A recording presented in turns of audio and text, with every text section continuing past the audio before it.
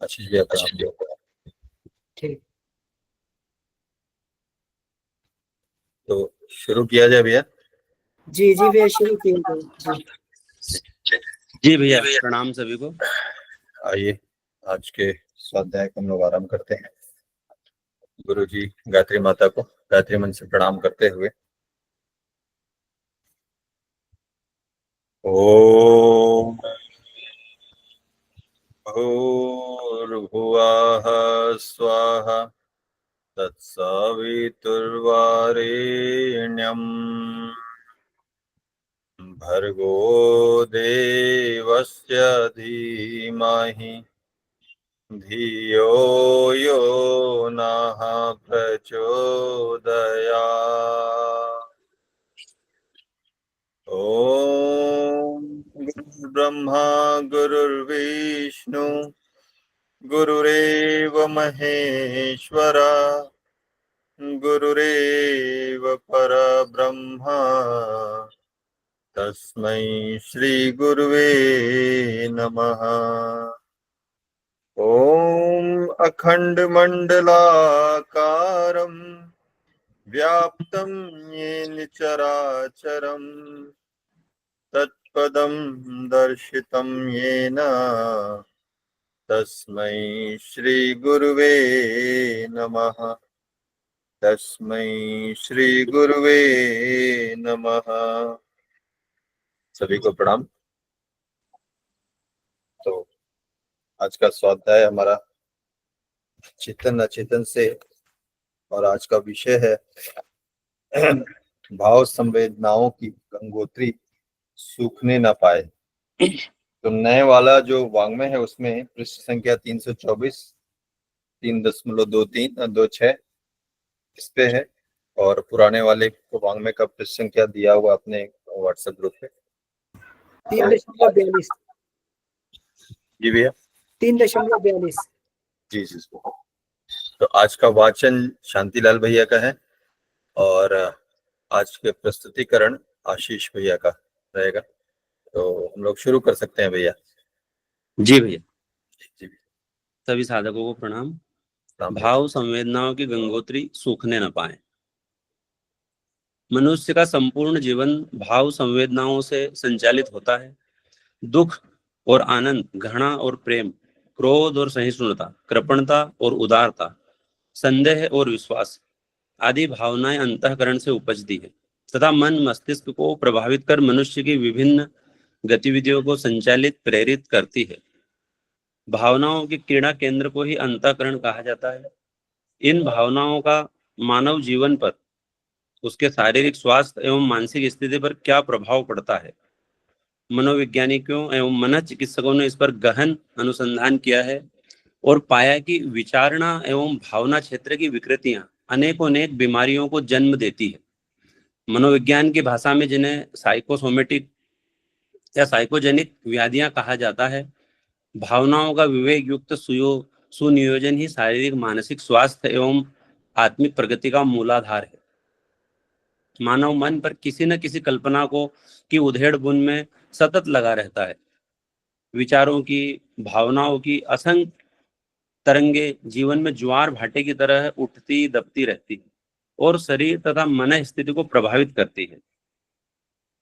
इसके प्रभाव को मुख्य रूप से दो भागों में समझा जा सकता है। पहले प्रकार की भावनाएं वे हैं जिसके कारण शरीर में के विभिन्न भाग अतिरिक्त रूप से उत्तेजित हो उठते हैं तथा दुख, समझोग से लेकर तनाव, उद्वेग जैसे विकार उत्पन्न होने लगते हैं। इस श्रेणी की भावनाओं में क्रोध, चिंता, भय, शोक, ईर्ष्या, द्वेष आदि को रखा जा सकता है। दूसरी श्रेणी में उन भावनाओं को रखा जा सकता है जिनका प्रभाव मन संस्थान पर अच्छा व अनुकूल पड़ता है। इसमें आशा, उत्साह, विश्वास, प्रेम, साहस, प्रफुल्लता आदि भावनाओं को रखा जा सकता है। पहले प्रकार की भावनाएं शरीर में रोग और मन में तनाव अथवा अवसाद के लक्षण पैदा कर देती है, जबकि वास्तव में शरीर में रोग का कोई कारण नहीं होता।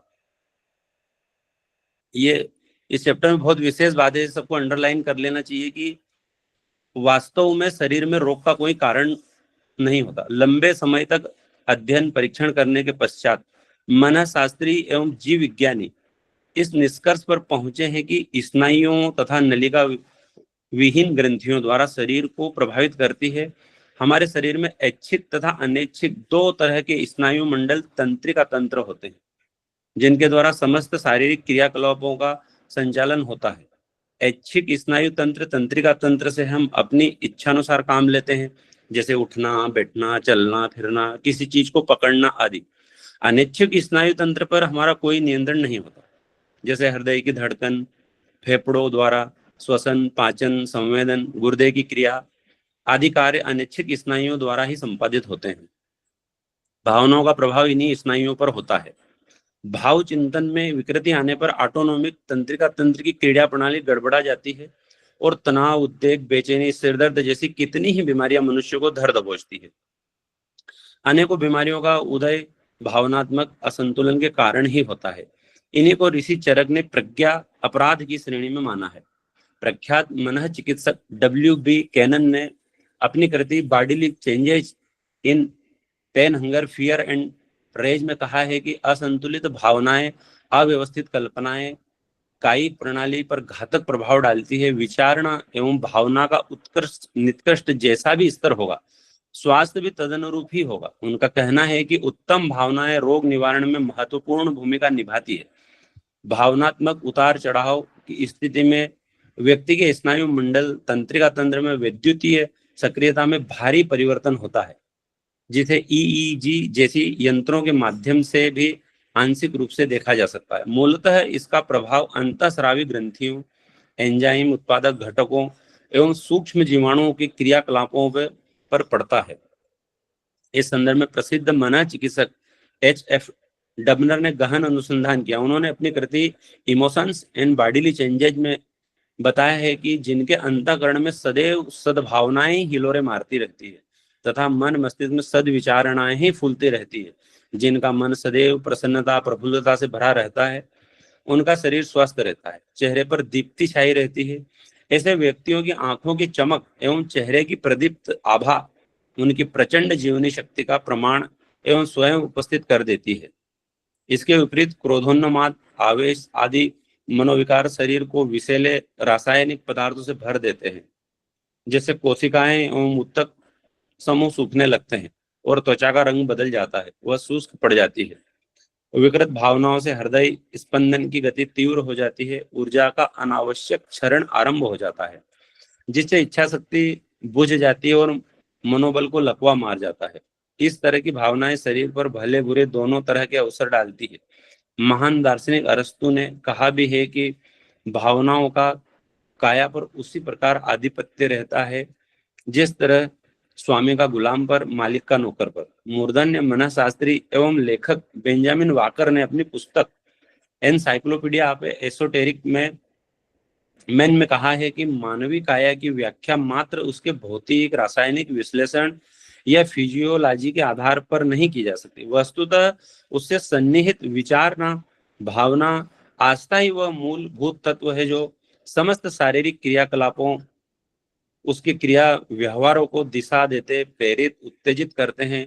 मन में उठी तीव्र भावना शरीर की स्नायु हार्मोन प्रणाली को प्रभावित करती है। ब्रिटिश मनोचिकित्सक विज्ञानी A.O.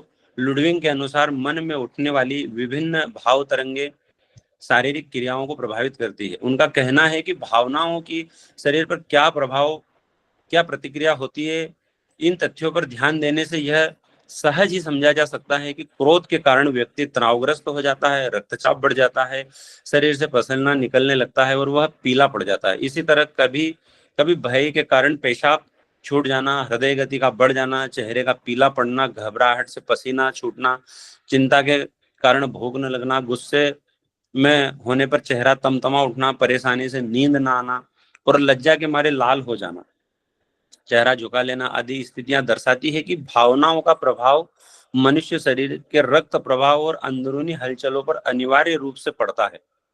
इसकी पुष्टि प्रसिद्ध मनोवैज्ञानिक A. सीमन ने भी की।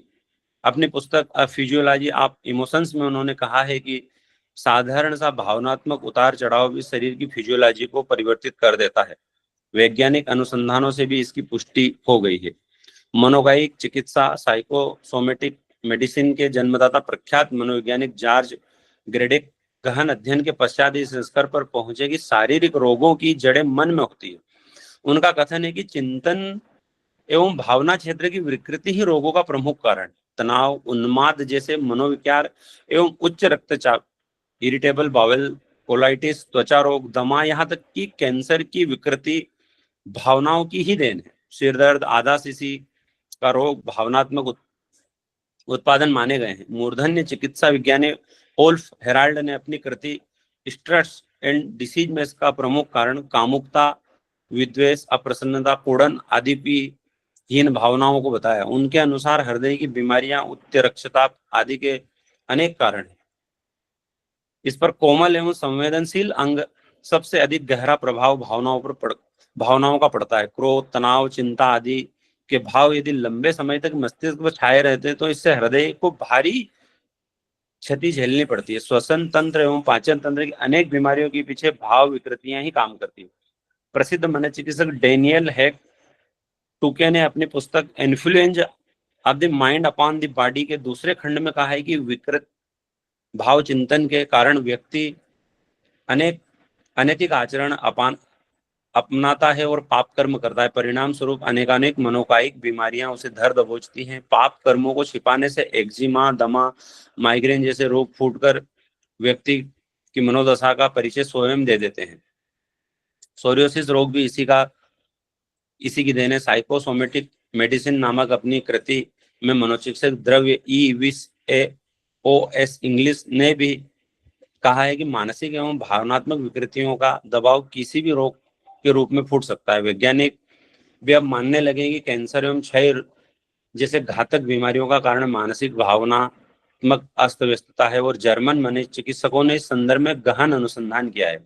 साइकोसोमेटिक डिसऑर्डर्स नामक अपनी कृति में प्रख्यात मनोचिकित्सक विशेषज्ञ सेल्डन जे लेकमैन ने बताया है कि भावनात्मक उतार चढ़ाव शारीरिक क्रियाकलापों को निश्चित रूप से प्रभावित करते हैं और उनका असर देर तक बना रहता है। यह परिवर्तन रचनात्मक भी हो सकते हैं और विध्वंसक भी हो सकते हैं, जो भावनाओं को उत्कृष्ट निकृष्टता पर निर्भर करता है। और काम, क्रोध, लोभ, मोह, ईर्ष्या, द्वेष की दूषित भावनाएं अपने लिए अन्य के लिए हानि प्रस्तुत करती है, जबकि सद्भावनाओं से लगाव भरा हृदय और मस्तिष्क स्वयं के लिए तथा साथी सहयोगी सभी के लिए सुखदायी परिस्थितियां विनिर्मित करता है।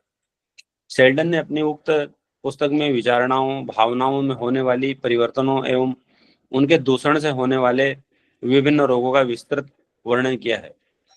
उनके अनुसार दुश्चिंतन एवं विकृत भावनाओं ही विभिन्न रोगों की उत्पत्ति के मूल कारण है। सर्वप्रथम इसी क्षेत्र का परिष्कार, सुधार किए जाने की आवश्यकता है।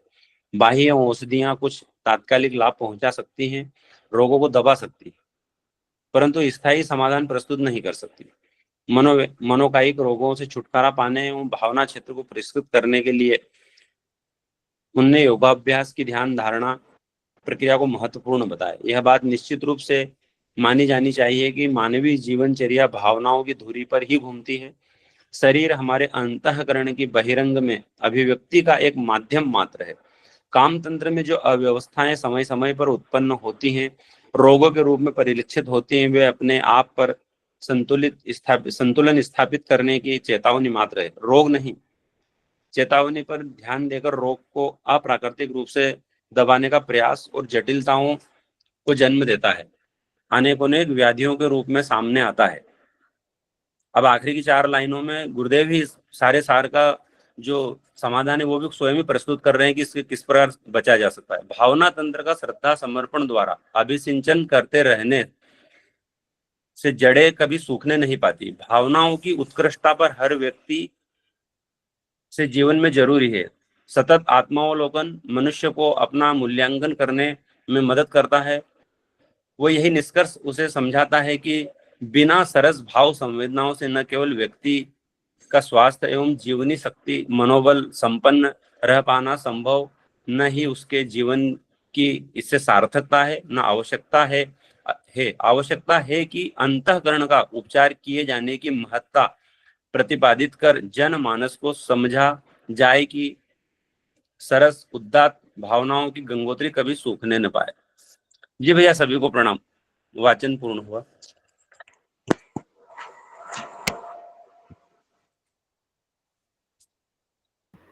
धन्यवाद भैया। आदरणीय अमन भैया और स्वाध्याय कक्षा में उपस्थित सभी साधक भाई बहनों को मेरा प्रणाम। अमन भैया, आवाज ठीक आ रही है? जी भैया, बिल्कुल स्पष्ट है। जी। तो आज की कक्षा चूंकि मुख्य रूप से मन का जो मानव जीवन पर प्रभाव पड़ता है उस पर है, और गुरुदेव ने इस छोटे से चैप्टर में एनाटॉमी और साइकोलॉजी दोनों को ही कवर कर लिया है। तो मेरे सामने एक तो ये उहापोह थी कि अब चूंकि गुरुदेव ने इसमें कुछ भी नहीं छोड़ा है तो इसका सार संक्षेपण किया कैसे जाए। तो मैं 2-4 दिन इस उहापोह में रहा, लेकिन फिर ध्यान में कुछ बातें आई तो उसको मैंने नोट कर लिया, तो मैं उसी को लेकर के आगे बढ़ूंगा।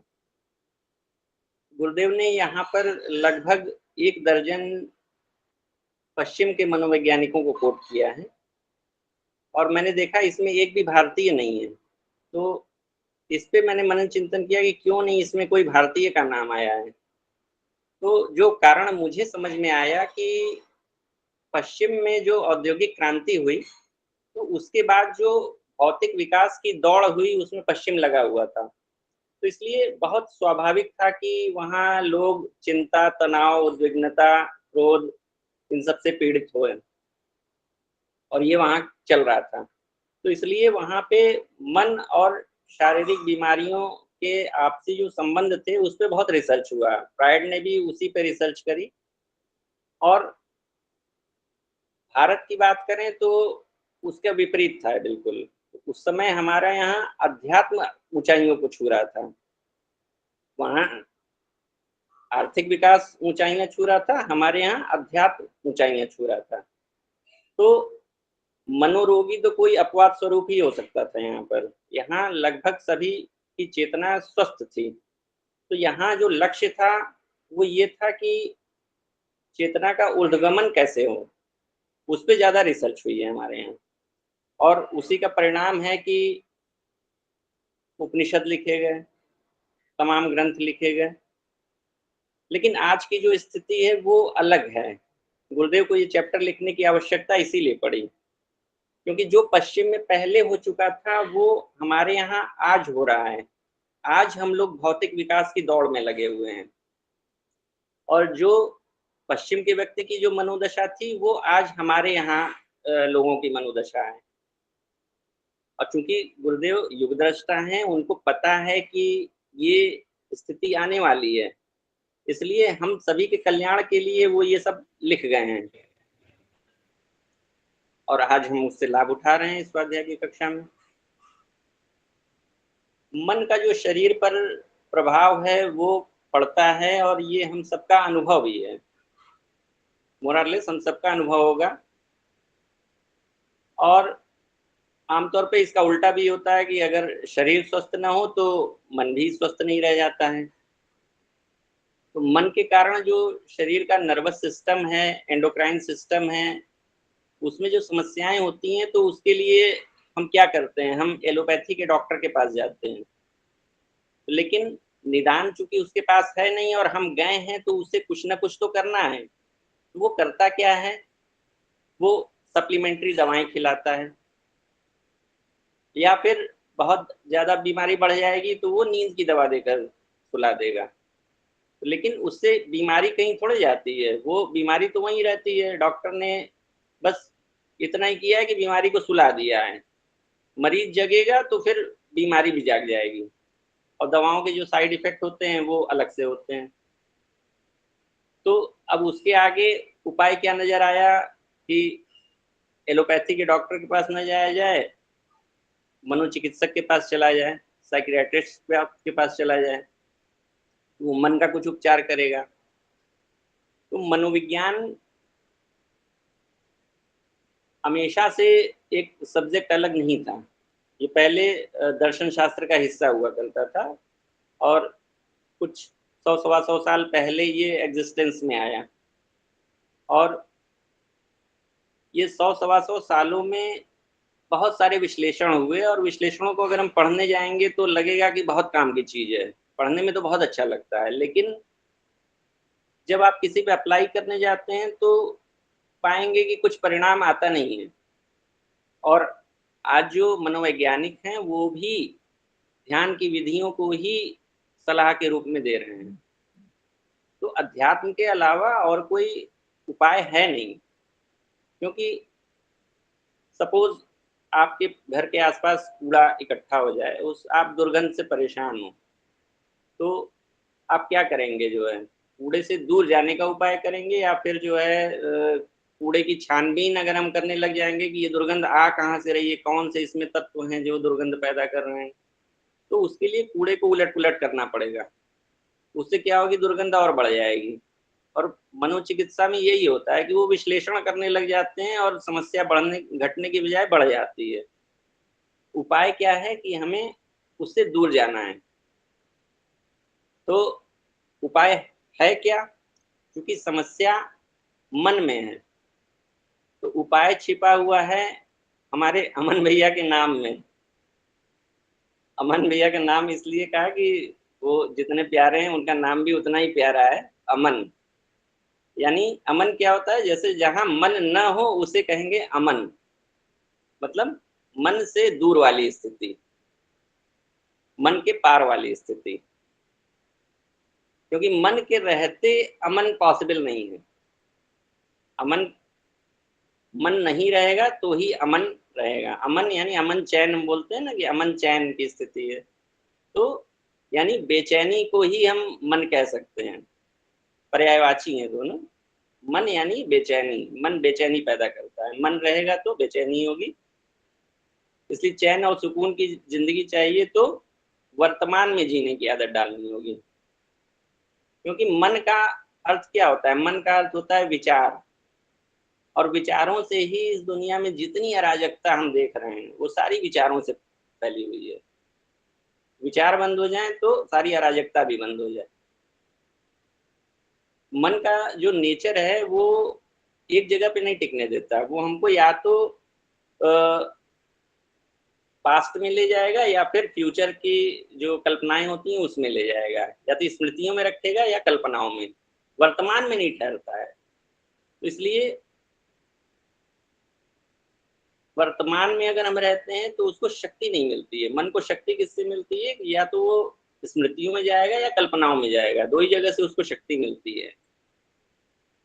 और वर्तमान में रहने की स्थिति को ही अमन की स्थिति कहा जा सकता है। मन कब नहीं रहता है? कि जब वो वर्तमान में रहता है, वहां उसको शक्ति नहीं मिलती है। तो मन का जो शरीर पे प्रभाव है ना, उसका एक बहुत अच्छा उदाहरण मैं कोट करना चाहूंगा, गीता का। गीता में जो अर्जुन विषाद योग है, पहला ही जो अध्याय है, चैप्टर है, तो उसमें 29वें और 30वें सूत्र में अर्जुन मानसिक अवसाद में शरीर और मानसिक स्तर पे जो लक्षण दिखते हैं ना, उसके 8 लक्षण बता रहे हैं। जैसे अर्जुन भगवान श्री कृष्ण से कहते हैं कि मेरे अंग शिथिल हो रहे हैं, मेरा मुंह सूख रहा है, शरीर में कपकपी हो रही है, रोंगटे खड़े हो रहे हैं, ऐसे करके त्वचा जल रही है, मैं खड़ा भी नहीं हो पा रहा हूँ। ऐसे करके 8 उन्होंने लक्षण बताए हैं। और मनोविज्ञान में जो सीवियर डिप्रेशन के जो लक्षण बताए जाते हैं वो इन 8 लक्षणों से हूबहू मिलते हैं। तो इससे एक बात एकदम स्पष्ट हो जाती है कि जो हमारा जो शरीर है ये केवल हमारे मन का जो रिफ्लेक्शन है, इससे ज्यादा कुछ नहीं है। मन में जो भी घटना घटेगी उसका जो प्रतिफल है वो हमारे शरीर में दिखाई पड़ेगा। क्योंकि अर्जुन कोई मामूली योद्धा नहीं है, वो थोड़ी देर पहले एकदम युद्ध के लिए तैयार होकर के आए थे, लेकिन एक क्षण में ऐसा क्या हो जाता है कि वो इतने अशक्त हो जाते हैं कि खड़े भी नहीं रह पा रहे हैं। ऐसा क्या हो गया एक क्षण में? न तो वो बीमार पड़ गए, न वृद्ध हो गए, तो ऐसा क्या हुआ? केवल हुआ इतना ही है कि उनका मन डिवाइड हो गया है।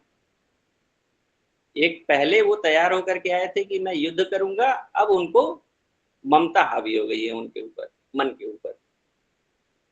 तो हमारे भी जीवन की जो अधिकांश समस्याएं हैं वो भावनाओं से ही उत्पन्न होती हैं। बहुत ही कम कार्य होते हैं जो विचारों से पैदा होते हैं। हम सबका भी ये एक्सपीरियंस होगा कि हम सोचते कुछ और हैं और जब करने का समय आता है तो कुछ और कराते हैं। अर्जुन को ही देख लीजिए कि खूब सोच विचार करके तो आए थे कि हाँ युद्ध करेंगे, लेकिन जब आए तो ममता हावी हो गई। हम लोग भी सोचते हैं कि क्रोध नहीं करेंगे, लेकिन जब मौका आता है तो सोच विचार एक किनारे हो जाता है और हम क्रोध कर बैठते हैं। तो भावनाएं जो है वो ज्यादा प्रभावी होती हैं विचारों से। तो इसलिए जो हम लोग की आध्यात्मिक यात्रा चल रही है इसमें भी सोच विचार से ज्यादा महत्व भावनाओं का है, उनकी पावर ज्यादा होती है। और गुरुदेव ने यहाँ पर पुस्तक में भी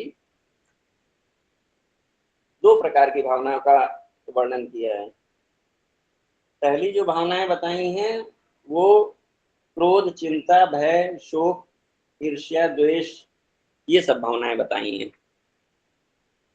तो ये सब नकारात्मक भावनाएं हैं और नकारात्मक हैं, इनको अशुद्ध भावनाएं भी कह सकते हैं। क्योंकि अशुद्ध किस लिए? क्योंकि जैसे बाहरी तत्व, मान लीजिए प्योर गोल्ड है, उसमें कोई बाहरी तत्व मिल जाता है तो कहते हैं ये अशुद्ध हो गया सोना, शुद्ध सोना नहीं है।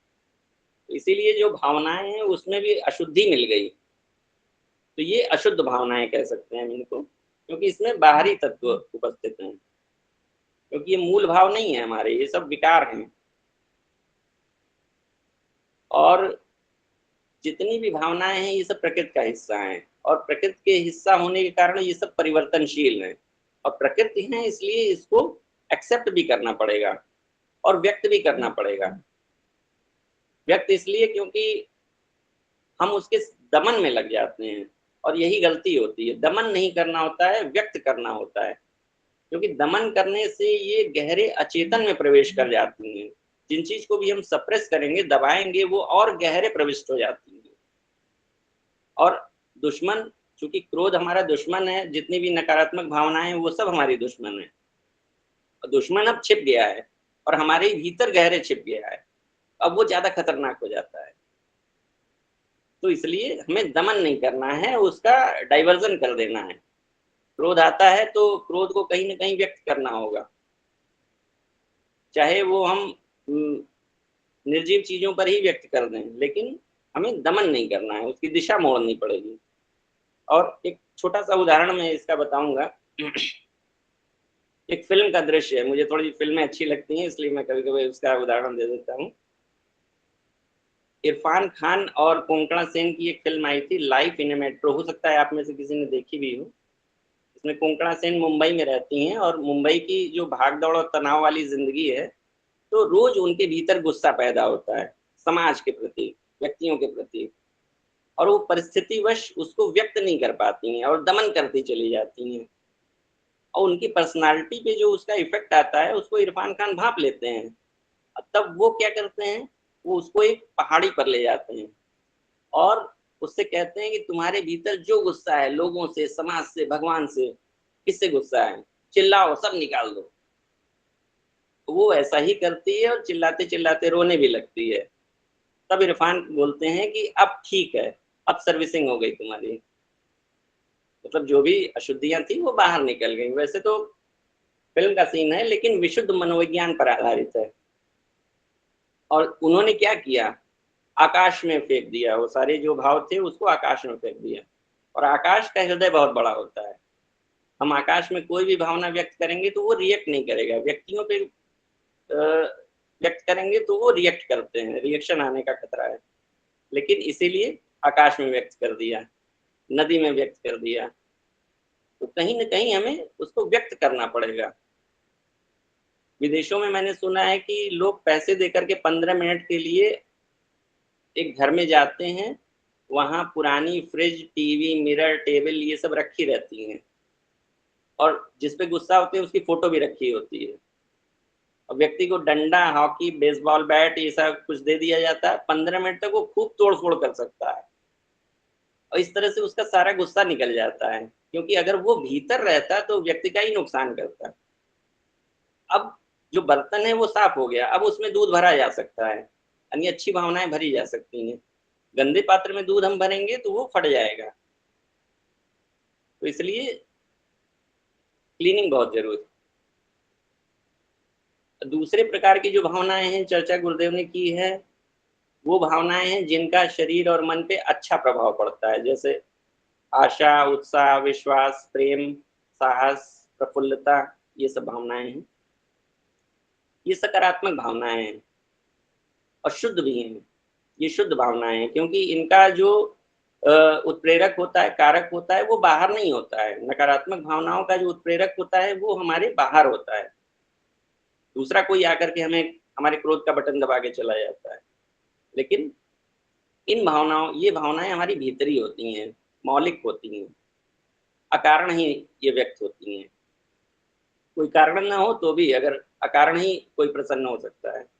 एक छोटा बच्चा धूप में खेल रहा होता है, प्रसन्न है, उत्साह से भरा हुआ है, तो उसकी प्रसन्नता जो है वो आंतरिक है, कोई बहुत बड़ा धन नहीं मिल गया है उसको, अनायास प्रसन्न है। ये शुद्ध भाव है। इससे जो शरीर में हैप्पी हार्मोन्स होते हैं, जो मनोविज्ञान बोलता है और जो एनाटॉमी बोलती है, तो डोपामाइन, सेरोटोनिन, एंडोर्फिन, ऑक्सीटोसिन, इन सबको हैप्पी हार्मोन बोला जाता है। तो इन सब से ये भी बढ़ते हैं। अब हृदय में ये जो ढेर सारी भावनाएं सकारात्मक वाली बताई हैं गुरुदेव ने, तो इसमें मुझे लगा कि इसमें से थोड़ा ही समय है तो किसको लेके चला जाए। तो गुरुदेव की एक पुस्तक मुझे मिली थी,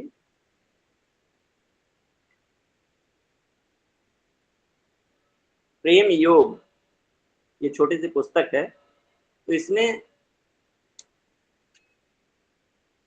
गुरुदेव की कुछ लाइनें बड़ी अच्छी लगी मुझे इसमें। वैसे तो सारी लाइनें, किसी लाइन को हम ऐसा नहीं कह सकते, लेकिन कुछ लाइनें बड़ी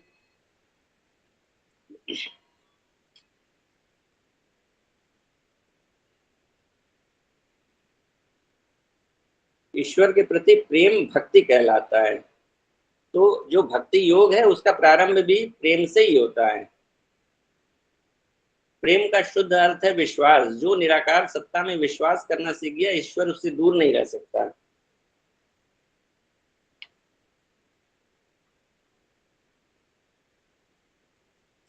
और इसकी शुरुआत में ही गुरुदेव ने एक कहानी लिखी थी, मैं उसी के ऊपर पढ़ देता हूँ।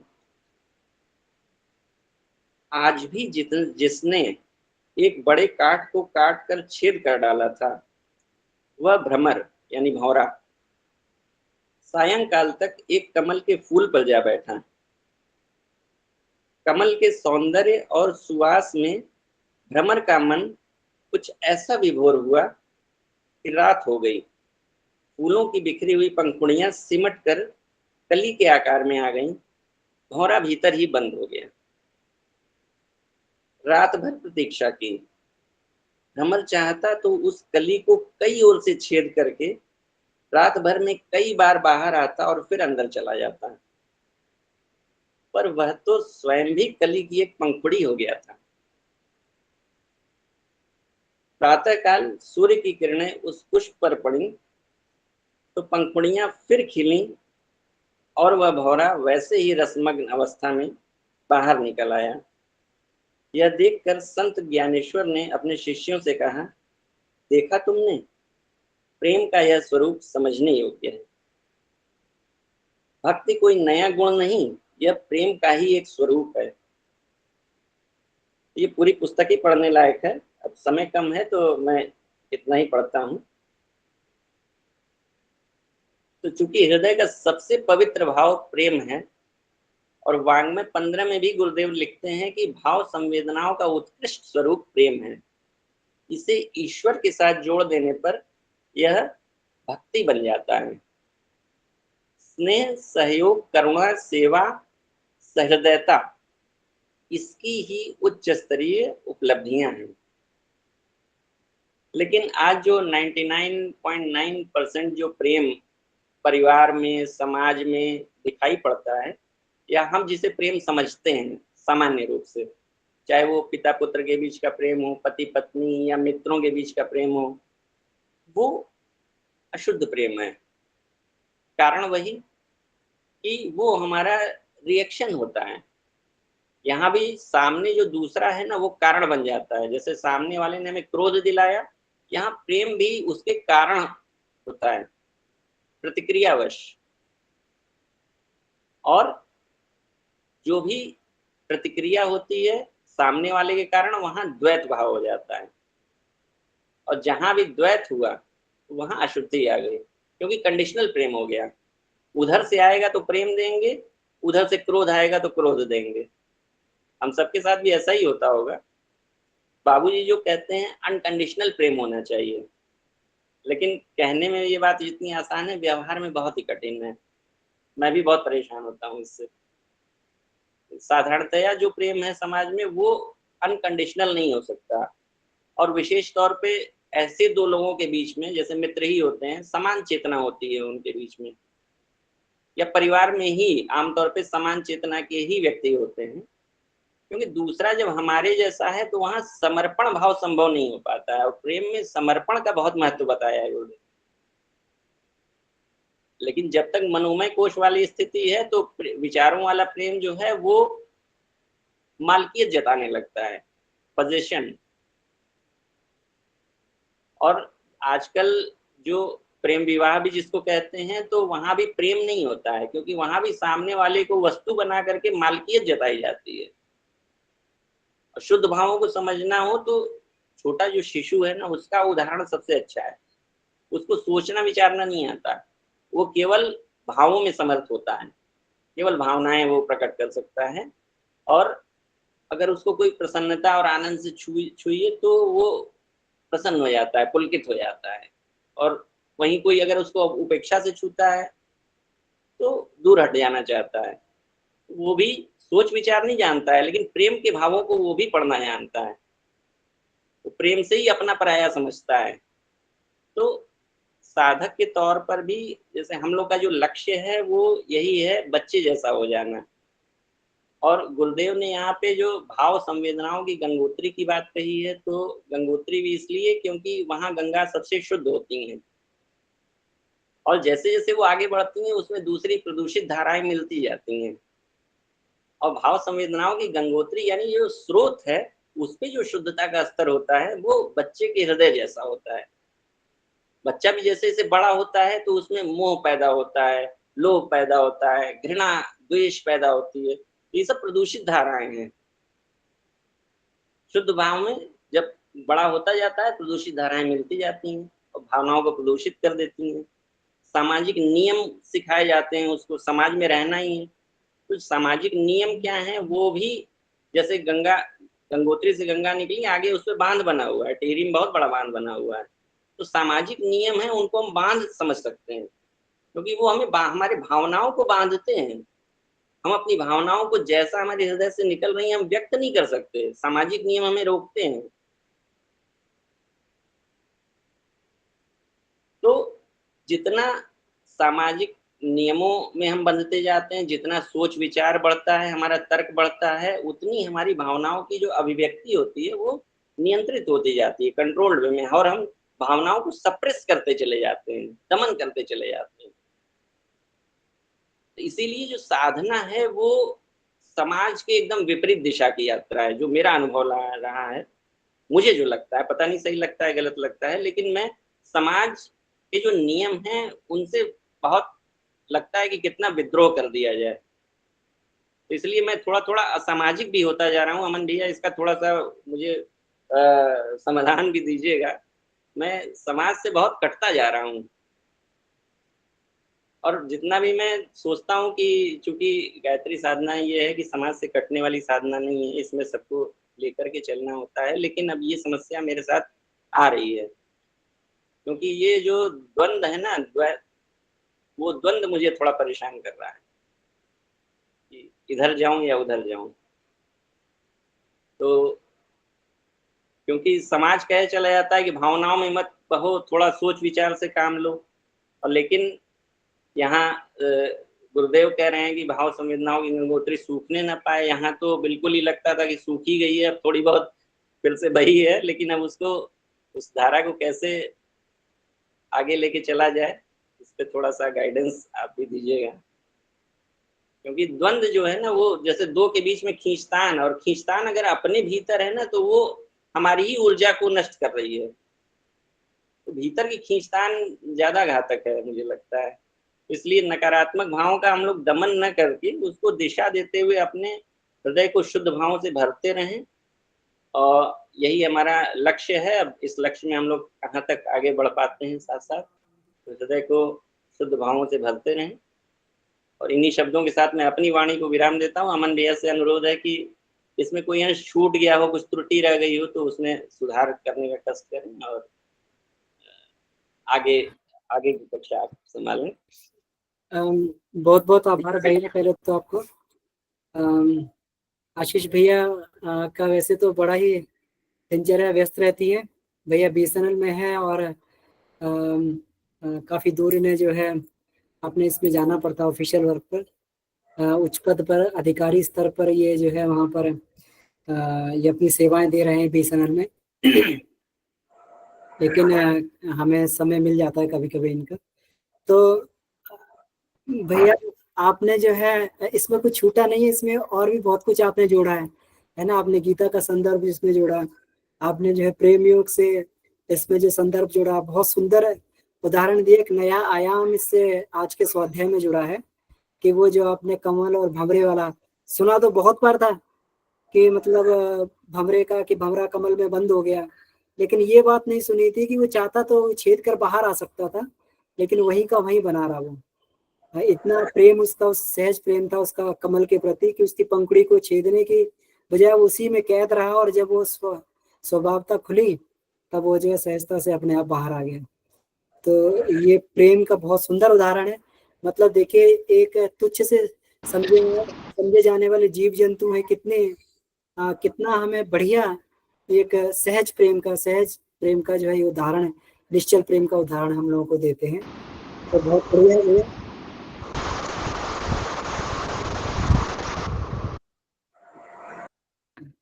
बाकी कुल मिला के जो आपने ये बात की, आपने लगभग सब पूरा कर लिया है। आपने कहा कि आप असामाजिक होते जा रहे हैं। असामाजिक नहीं है भैया, वास्तव में आप सामाजिक हो रहे हैं, है ना। आप कहते हैं ना कि मतलब धीरे धीरे करके गुरुदेव ने कहा है कि जो लोक प्रवाह होता है ना, लोक प्रवाह के नाले में हमेशा कचरा बहता है। आजकल बात यही है कि लोग जो है लोक प्रवाह में बहते हुए चले जा रहे हैं, और जो व्यक्ति उनके साथ लोक प्रवाह में, और हम लोग जानते हैं कि इस समय लोक प्रवाह किस तरीके का चल रहा है, किस दिशा में, उल्टी दिशा में चल रहा है, उसी दिशा में लोग बहते भी चले जा रहे हैं। और जो नहीं बहता है, जो अपने को आपको संभाल के किसी तरीके से जो है अपनी दूसरी दिशा, आपने बिल्कुल सही कहा, ये दिशा बिल्कुल उल्टी हो जाती है। नहीं तो गुरुदेव को जो है अध्यात्म को जीवन का शीर्षासन नहीं कहना पड़ता, कि बिल्कुल हमें उल्टा ये चलना पड़ता है ना। और फिर हम लोग समाज से अलग कहाँ हो गए। हम लोग का समाज कितना बढ़िया और कितना बड़ा बनता हुआ चला जा रहा है। एक लो प्रवाह अगर हमारे तरफ से छूट रहा है, तो हम लोग धीरे धीरे जो कितना बढ़िया जो है हमारा परिवार का विस्तार कितना बढ़िया है, जहाँ पर एक अहेतुक प्रेम जहाँ पर हम सभी लोगों के बीच में है। हम लोग कम से कम जो है आपस में किन्हीं स्वार्थों से तो नहीं जुड़े हुए हैं, ये तो बात पक्की है। हम लोग सही में जुड़े तो आत्मीयता से जुड़े होंगे, प्रेम से जुड़े होंगे, मैत्री से जुड़े होंगे, करुणा से जुड़े होंगे, है ना। आपस में इसी माध्यम से जुड़े हुए हैं, तो परिवार का विस्तार भी हो रहा है। और ये अब प्रेम तो किया जाए, लेकिन प्रेम का अभ्यास कहाँ किया जाए। आत्मीयता तो की जाए, आत्मीयता प्रकट किन से की जाए, है ना। तो स्वार्थपूर्ण जगत के सामने आप आत्मीयता प्रकट करेंगे तो उतना बात बनती नहीं है, लेकिन एक क्षेत्र भी बनता जा रहा है इससे जो है। ठीक है, संसार में आत्मीयता बांटनी चाहिए, सब कुछ करना चाहिए, लेकिन वास्तविक प्रेम का अभ्यास तो जो है या तो परमात्मा से हो सकता है, या फिर जो हमारा मित्र हो जिसके अंदर कोई उस तरीके से जिसका प्रेम अहेतुक प्रेम, उससे प्रेम का अभ्यास किया जा सकता है। तभी जो है वो प्रेम के जिसको कहते हैं ना प्रेम के पुष्प और प्रेम का रस हम लोगों को प्राप्त हो सकता है। नहीं तो बाहर के जीवन में प्रेम का अभ्यास करेंगे तो प्रेम का रस नहीं प्राप्त होगा, क्योंकि वहाँ स्वार्थ ही स्वार्थ जुड़ा हुआ है। वो उसी तरीके से उनका वो प्रेम भी है, स्वार्थपूर्ण प्रेम भी है, वो सब कुछ। तो ये बिल्कुल ठीक है। साधनात्मक पथ पर व्यक्ति को अकेले ही चलना पड़ता है, और गुरुदेव ने भी आदर्शों वाले पथ पर अगर अकेले चल रहे हैं तो कोई दिक्कत नहीं होती है।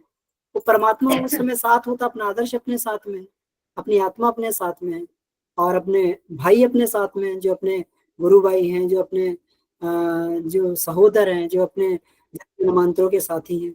तो ये सभी लोग ये चलते रहते हैं। तो बहुत बहुत आभार भैया आपका। आपके अंदर भी बड़ा ही आत्मीय प्रेम है, हम लोग तो महसूस करते रहते हैं इसको। तो इसी तरीके से हम लोग अपने प्रेम, विश्वास, करुणा और जो ये गुण, आशा, उत्साह को बढ़ाते रहें। इस रूप में गंगोत्री को हम लोग आगे ये प्रवाहित करते रहें। तो इसी के साथ में और भी भाई बहनों का हैंड रेज है जी, मेरा निवेदन है कि प्रसून भैया आप आगे जो है इसका संचालन करें कृपया।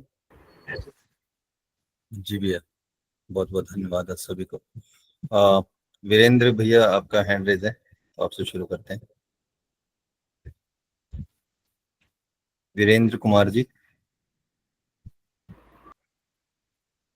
जी सर, अपने को अनम्यूट कर लीजिए आप।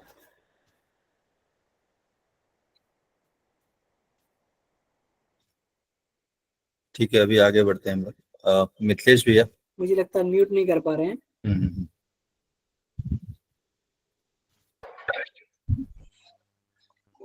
आप सभी को नमस्कार।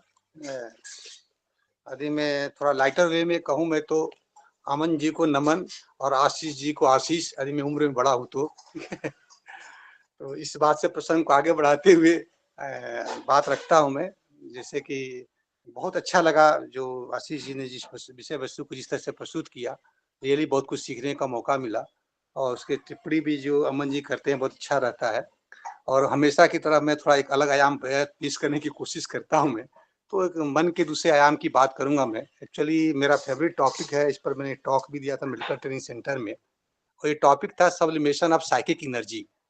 मैं बात अमन भैया से एक बार बात भी किया था मैंने। तो बेसिकली क्या कि जो हमारी मानसिक ऊर्जा है उसको आप सब्लिमेशन कैसे करें। अब जैसे आप सभी समझते हैं कि सब्लिमेशन, जैसे केमिस्ट्री के एग्जाम्पल लें तो sublimation is a process through which solid converts to the gaseous state directly. Layman समझे तो सीधे सॉलिड का गैस में परिवर्तित हो जाता है।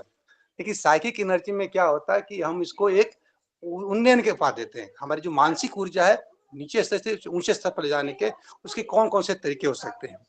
अब माइंड के 3 पार्ट होते हैं।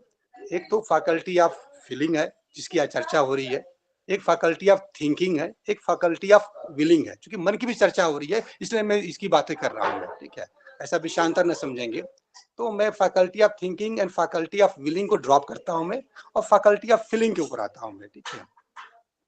फीलिंग के ऊपर एक एग्जाम्पल देता हूँ मैं 2-3 बातें कहूंगा फिर आपको मौका मिलेगा कि जो मैंने एग्जाम्पल देते हैं जब प्रेजेंटेशन में अपने यूज करता हूँ कि जैसे नई सुंदर गाड़ी आपके पास आई हुई है और आपके गाड़ी में ड्राइवर भी बहुत अच्छा है, गाड़ी भी बहुत अच्छी है, फिर भी गाड़ी नहीं चल रही है।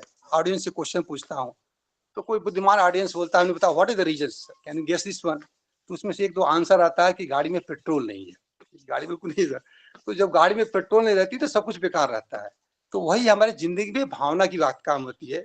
हमारा शरीर बहुत स्वस्थ है, ठीक है, शरीर बहुत कुछ सुडौल है, सब कुछ जिम में जाते हैं, सब कुछ करते हैं, लेकिन भावना नहीं तो कार्य रूप में परिणित नहीं हो पाती, उस कार्य के रूप में, कार के रूप में जिसे बता रहे हैं।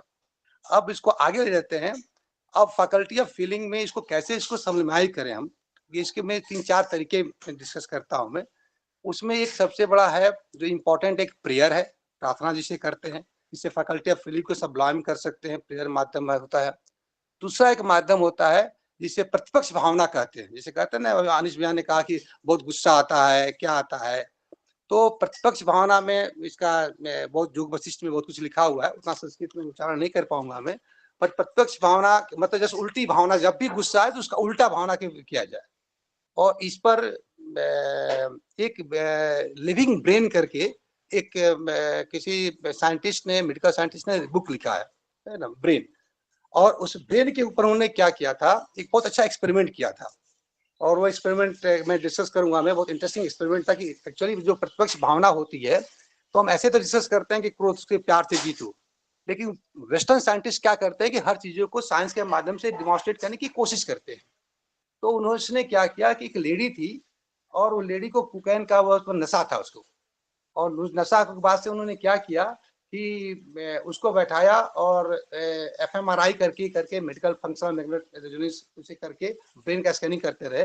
और बीच में उसको कमेंट्री करते रहे कि देखो ऐसा आ रहा है, ऐसा आ रहा है, तुम ऐसे जनरेट हो रहा है, ऐसे माइंड में होता है। और उसे नाते नाते उसके अंदर उसके कुकन के प्रति घृणा उत्पन्न किया उन्होंने, ठीक है। और बाद में धीरे धीरे करने के बाद से हुआ कि उन्होंने जो न्यूरॉन के स्ट्रक्चर थे, एक प्रेजेंटेशन का मौका मिला था, प्रेजेंटेशन में दिखाऊंगा मैं, तो जो ब्रेन के न्यूरॉन के जो स्ट्रक्चर थे वो बदलते गए, है ना, जो कंपोजिशन था ब्रेन का बदलता गया, क्योंकि उसके अंदर कुकैन के प्रति घृणा जो है उससे उत्पन्न होती गई। तो और उसके बाद से वो बाद में वो लेडी को छोड़ दिया गया।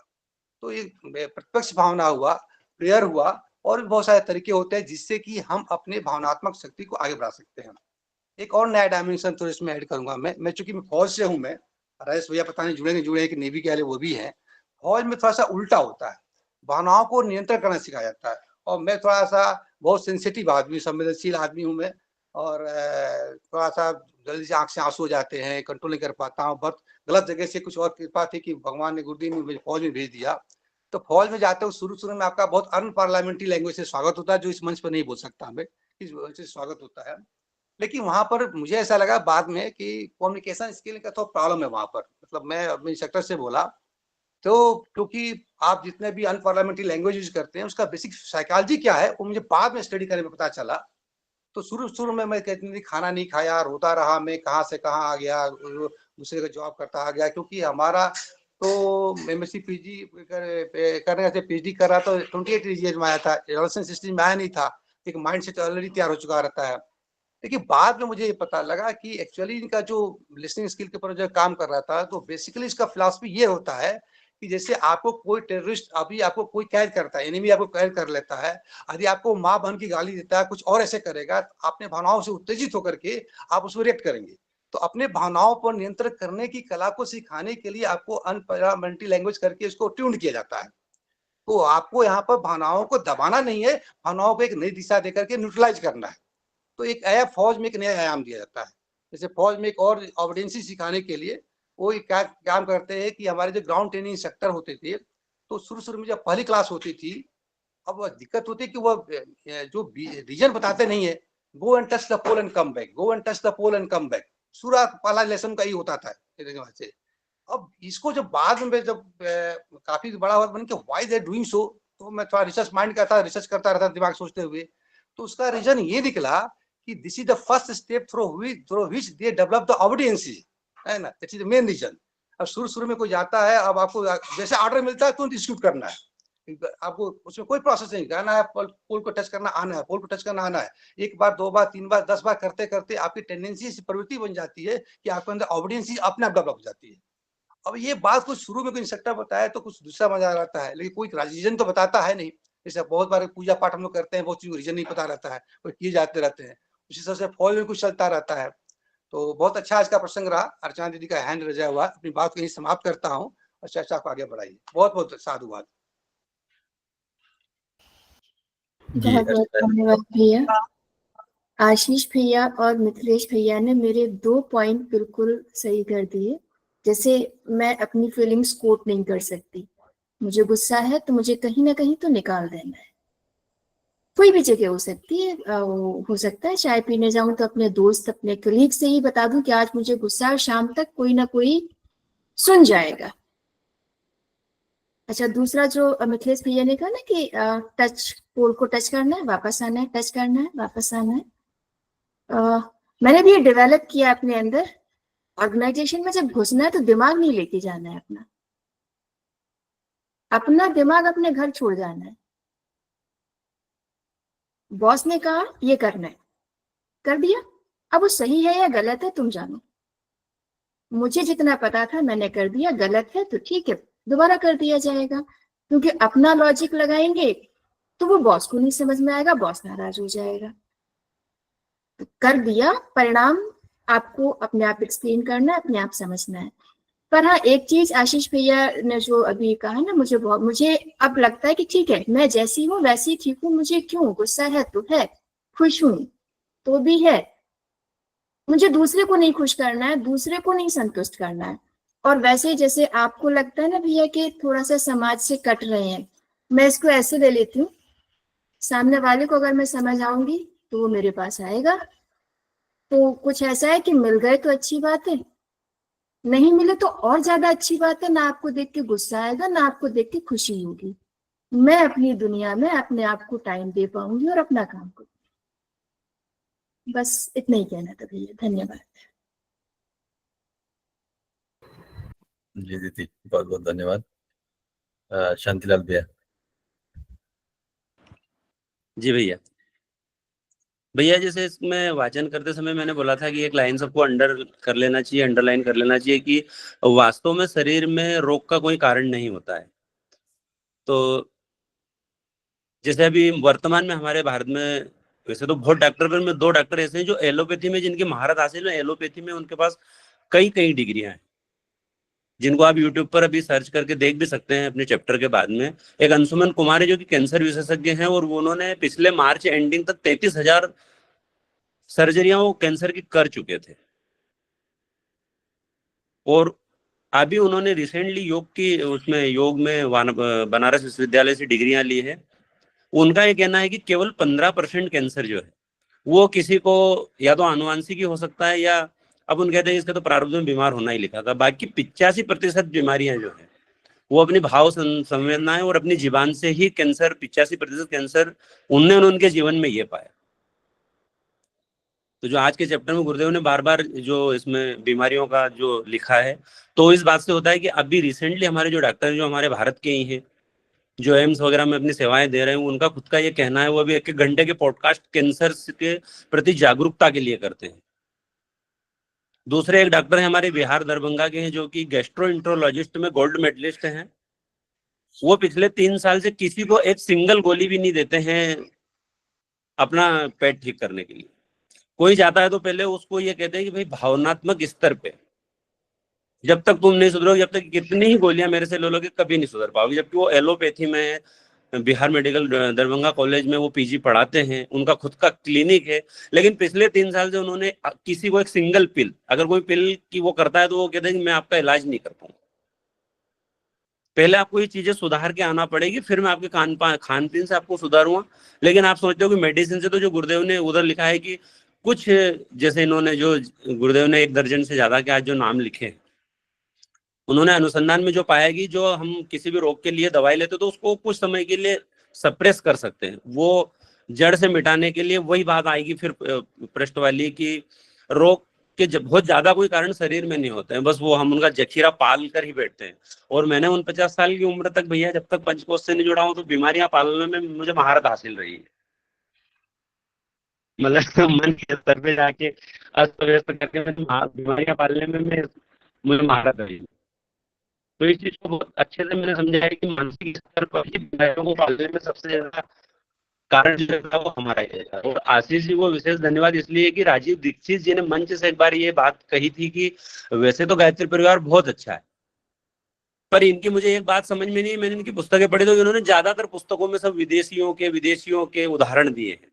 तो उस टाइम पर हमें उनको जवाब नहीं दे पाया, पर आज ये जवाब मिला कि भाई गुरुदेव ने उनके बारे में इसलिए लिखा है कि वो भौतिकता में अपने से पहले बहुत ज्यादा विलुप्त हो चुके थे, तो विकृतियां उनके पास ही थी, अपने पास तो मन का उपचार सदियों से हो पा रहा था, तो यहाँ उन चीजों की जरूरत ही नहीं थी अपने ऋषियों के इतने नाम देने की। तो आशीष जी भाई साहब को बहुत बहुत धन्यवाद। वैसे तो राजीव दीक्षित जी नहीं रहे, पर उनकी बात का मुझे आज जवाब मिल गया कि इसलिए ज्यादातर गुरुदेव ने अपनी पुस्तक, क्योंकि अपने तो जितने भी बस्ती के 3200 पुस्तकें लिखी तो स्वयं गुरुदेव ने लिखी, कोई दूसरे तो लेखक है नहीं कि यार वो उसने उसकी मन की बात लिख दी, उसने उनकी मन की बात लिख दी, तो इसलिए विदेशियों के उदाहरण लिख दिए होंगे। तो ये आशीष जी को भी विशेष धन्यवाद है कि मुझे 20 साल बाद मिला पर उसका उत्तर मिल गया। जी भैया। जी शांतिलाल भैया, बहुत बढ़िया। और सही में आशीष भैया का ये जवाब मुझे भी बहुत अच्छा लगा। इससे पहले भी एक बार अमन भैया या कोई किसी ने जवाब दिया था कि इस समय में हम लोग ज़्यादा विज्ञान की तरफ हैं, और ये विज्ञान पश्चिम से ही मोस्टली सारा कुछ प्रूफ करके आया है, तो वो भी एक इजी होगा बताने का। और आज आशीष भैया का भी जो ये आया, ये तो एकदम तथ्य के साथ आया कि भाई ये उसी भौतिक विकास का ही सारा कुछ परिणाम था। जो लोग आज हम भोग रहे हैं वो पहले वो भोग चुके हैं उस चीज को, तो उस पर वो रिसर्च किए, आज हम उनको ही फॉलो कर रहे हैं, तो उन चीजों को भोग रहे हैं। और बहुत ही हर आयाम को भैया ने टच किया। ये जो गुरुजी ने प्रेम और इसका इस पे बात रखी संवेदनाओं की गंगोत्री पे, तो इसको विस्तार कैसे हम लोग अनुभव करते होंगे कि भैया अमन भैया ने बात रखी कि हम लोग एक दूसरे से किसी स्वार्थ से नहीं जुड़े, आत्मीयता से ही जुड़े। और इस समूह में हम कभी भी, और मैं खुद अनुभव करता हूँ कि हम कभी भी जब अपनों से मिलते हैं तो कितना मतलब कितना वो आत्मीयता रहता है, उसको नहीं कर सकते हैं उसका वो। और यही चीज मैं एक भूतो न भविष्यति करके विवेकानंद पे किताब लिखी हुई है, उसमें एक प्रसंग आता है कि गुरु भाई मिलते हैं विवेकानंद जी से दिल्ली में, जब विवेकानंद काफी इनके रामकृष्ण परमहंस का शरीर छोड़ जाने के बाद वो चले गए रहते हैं, और दिल्ली के आसपास में मिलते हैं तो कितने भाव विहल लोग मिले हैं। वो प्रसंग इतना बढ़िया लिखा हुआ है, तो इस चीज को अनुभव कर सकता हूँ। तो ये सारा कुछ हमारी जो भी व्यवस्था बनी ना, परिवार की व्यवस्था, समाज की व्यवस्था, राष्ट्र की व्यवस्था, उस भाव संवेदनाओं को कितना हम विस्तार दे सकते हैं उसके लिए बनी थी। लेकिन हम पश्चिम को फॉलो करते करते आज न्यूक्लियर फैमिली पे आ गए हैं, और ये व्यवस्थाओं की मजबूरियां भी हैं, और उस व्यवस्था को फॉलो करेंगे तो हमें मजबूरी में आना पड़ेगा, और जब से ही हम न्यूक्लियर आ जाते हैं तो हम संकुचित हो जाते हैं। तो कम से कम इस संकुचन में हमें एक ऐसे समूह का आधार मिला, और हमेशा जो है बहुत आभार निकलता है आप सभी के लिए। तो आज के लिए मैं यहीं पे इसको विराम दूंगा अमन भैया, तो समय भी हो गया है, हम लोग शांति पाठ कर सकते हैं आज के उसको। तो भैया मोहन भैया का शायद हैंड रेस था, अगर कुछ बात संक्षिप्त में रख सकते हैं तो उनको लेके फिर हम लोग क्लोज करें।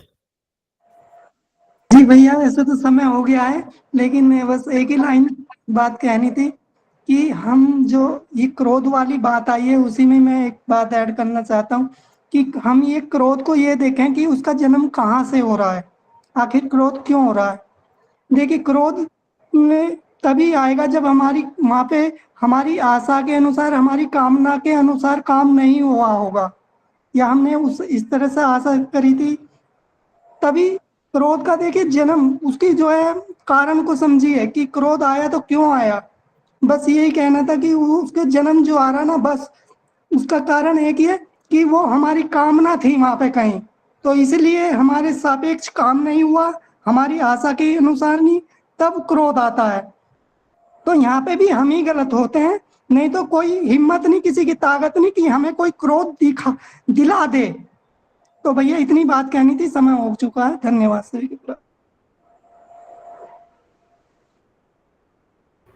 जी भैया, बहुत बहुत धन्यवाद भैया।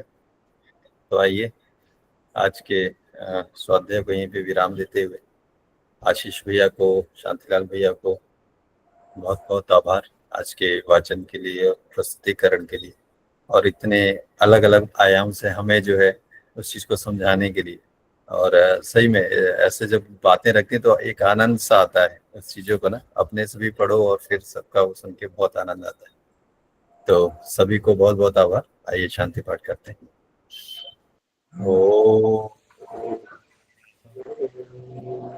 शांति ही शांति ही शांति ही। प्रणाम सभी को। प्रणाम भैया,